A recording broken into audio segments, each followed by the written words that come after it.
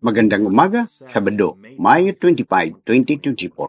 Pinararangalan at pinahalagaan ko ang bawat 5 ministro na naglalagay ng mensahero sa kanilang pulpito, bawat serbisyo.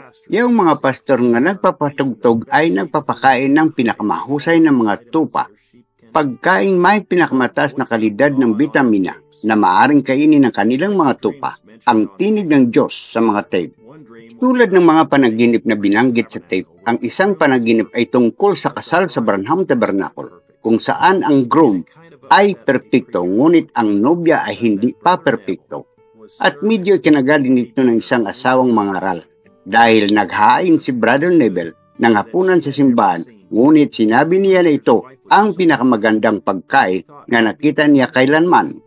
Gutom na gutom ang asawa ng mangangaral, ngunit naisip niya na baka sa panaginip na hindi ito dapat paglingkuran ni kapatid na Neville. Kaya at ang kanyang asawa ay labis na nabalisa, na nagpasya silang lumabas at umalis. Tinanggihan nila ang espiritual na pagkain, tapes at ang imbitasyon sa hapunan ng kasal at pumunta sila at kumain ng ginawang tao sa ibang lugar. Nabanggit ni kapatid na Branham kay kapatid na Biller. Nagkaroon din siya ng isa sa amin sa panaginip. Sinisikap ni kapatid na Biller na tipunin ang mga baka dahil nag-alala siya nga nagkalat sila.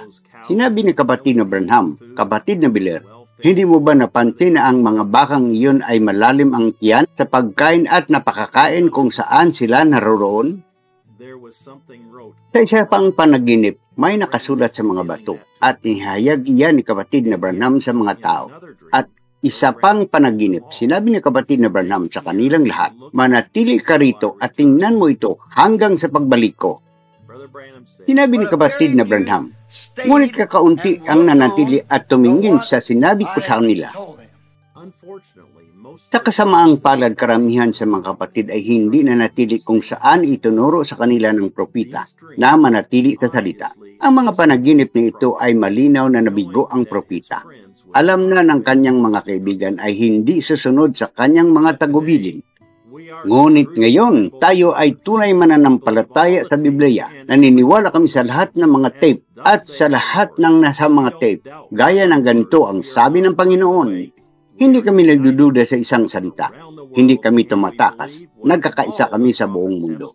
At naniniwala kami sa sinabi ng lahat ng mga propita. Ngayon narito ang isang tunay na 5 ministro, kapatid na Joseph Branham, na ginagawa ang kanyang makakaya upang hikayatin ka at ako na sumakay sa tamang barko. Minamahal na mga pasahero ng nanibig.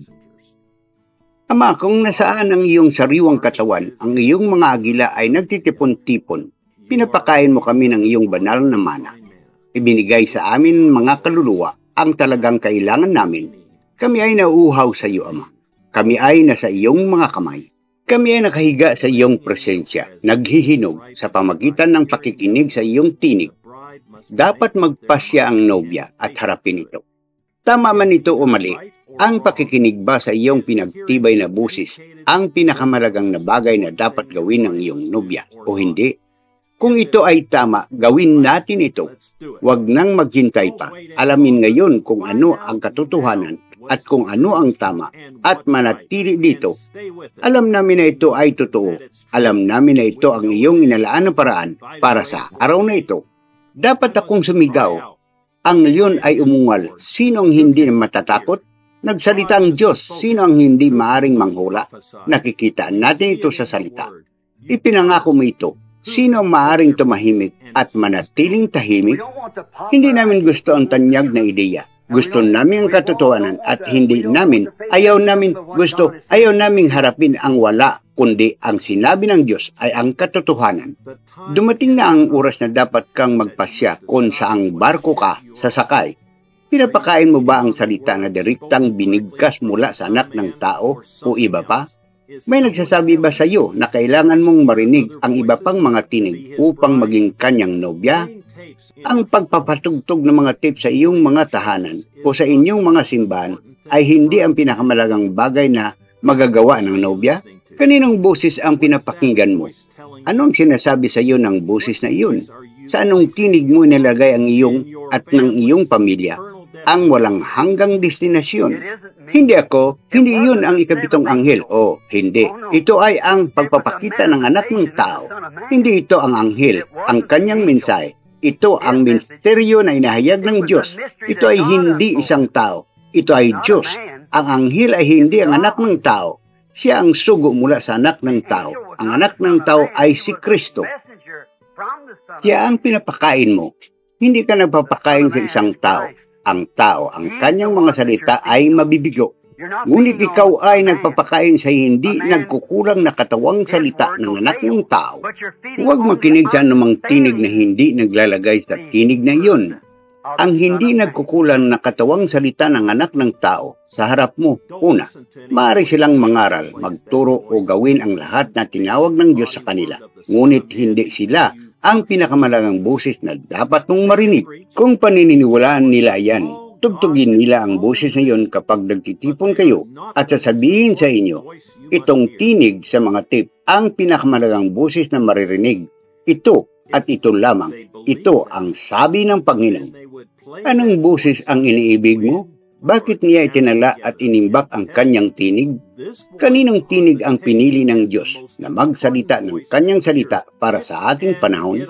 Sa pamagitan ng kanyang pinagkaloob na propeta, ang kanyang itinalaga na bumabaroon at tawagin ang mensaheng yun, ngayon ay mukhang makakapagdala siya ng isa pang propeta. Ngunit itinalaga niya si Jonas at kahit si Elias ay hindi gagawin.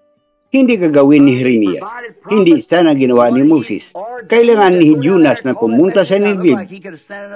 Iyon lang ang naroon. Inutusan niya siya at sinabihan siyang pumunta. At nang sabihin niyang, pumunta ka doon, Jonah. Pumunta ka sa Nineveh. Walang ibang makagagawa niyan kundi si Jonas. Itinakda na tayo ng Diyos sa buhay na ito. Ang tinig na ito ay nagsasalita ng mga salita ng buhay na walang hanggang sa atin. Para sa atin, ito ang inilaan na daan ng Diyos. Ito ang aming barko. Kung ikaw na sa barkong papuntang Tarsis, bumaba ka bago pahuli ang lahat. Pag-iisip ka kung may anumang katanungan sa iyong puso kung saan pupunta at kung ano ang gagawin. Sumama sa amin, sumakay ka sa amin. Pupunta tayo sa Nineveh para sumigaw. Hinayaan namin ang barkong Tarsis na bumaba kung gusto nila. Mayroon tayong tungkulin sa harap ng Diyos. Iyon ay isang minsay na ating pananagutan. Hindi ko sinasabi na kung pupunta ka sa isang simbahan na hindi nagpapasugtog ng mga tip ay isang barko sa Tarsis. Ngunit kung sino man ay hindi naglalagay ng tinig ng Diyos sa mga tape bilang ang pinakamalagang boses na dapat mong marinig, mas mabuting suriin mo upang makita kung sino ang namumuno sa iyong barko at kung saan pupunta ang iyong barko. Inanyayahan ko kayong samahan kami ng linggo sa ganap na 12:00 ng tanghali oras ng Jeffersonville habang nagsasalita ang kapitan ng aming barko at dalhin sa amin ang mensahe. Isang taong tumatakas mula sa harapan ng Panginoon. 65-0217. Simulan lang natin ang Bible na ito ng tama. Tama, ano pang hinihintay mo? Kami ay naniniwala ang pagdating ng Panginoon ay malapit na at siya ang magkakaroon ng nobya. At ito ay handa na at hindi namin nais na walang barko sa alinmang Tarsis. Pupunta kami sa Nineveh. Pupunta tayo sa glory. Amen. Tama yan.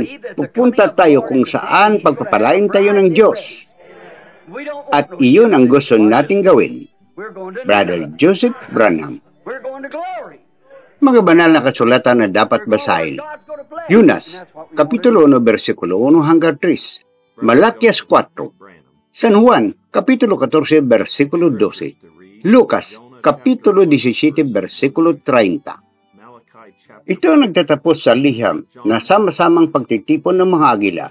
Tingnan ang aming mga website at wika ng sermon ng linggo sa Branham Tabernacle. www.branhamtabernacle.org www.sbfellowship.info. Pagpalain kayo ng Diyos at Shalom! and www.sbfellowship.org. God bless you and shalom.